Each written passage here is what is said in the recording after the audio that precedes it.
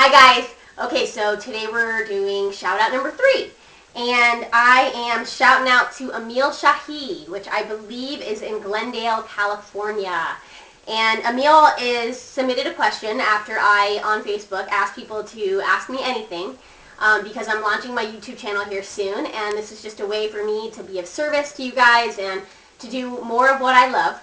So Emil's question to me was if I had any ideas to help lower back pain.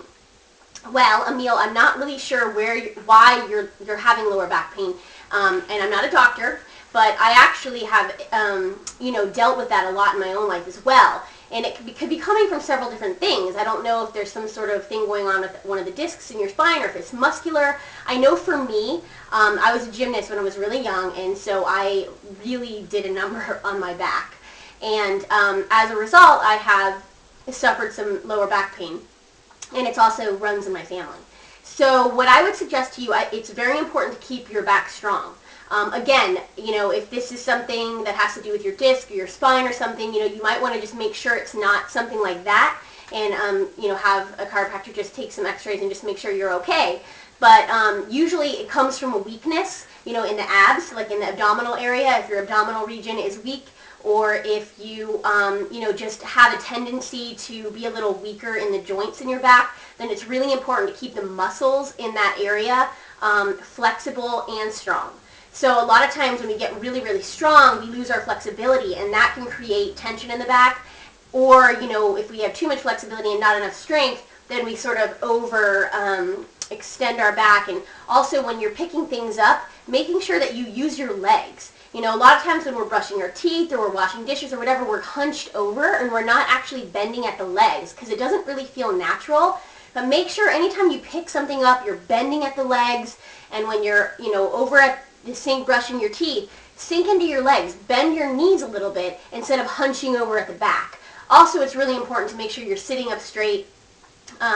This kind of stuff, hunching over like that, is really, really bad for the back. So I would say two things. Aside from it being like something really going on with the spine, if it is just muscular, then you want to make sure you're doing some, simple back exercises to, to strengthen that area.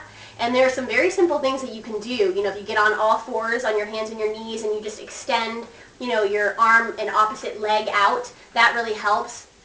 If you want more information on that, you can email me at erinlanahanmethod.com. Also, any kind of an exercise routine is going to help you as well, just keeping your body really strong.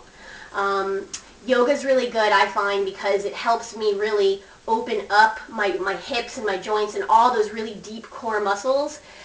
There's something called the psoas, right, like in the gut region, in the abdominal region, to each side of your belly button. And when that gets too tight, it really pulls on the lower back. Also, when the hips get really tight and the quads get really tight, that can really pull on the lower back. So I don't know what kind of work you do or how active you are, or I don't know any of that about you. And all of that, of course, I would take into consideration with a client.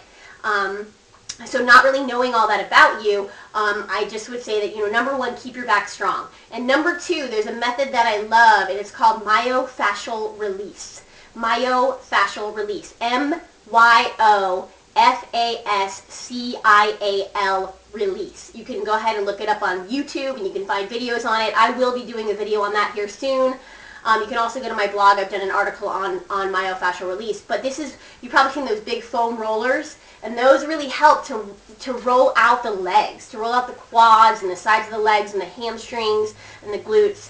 And then there's some other techniques too that I'll be showing you guys in future videos about how to really use different size balls to really get into the psoas and to get into the lower back region and the piriformis and the parts of the body that really make it create tension and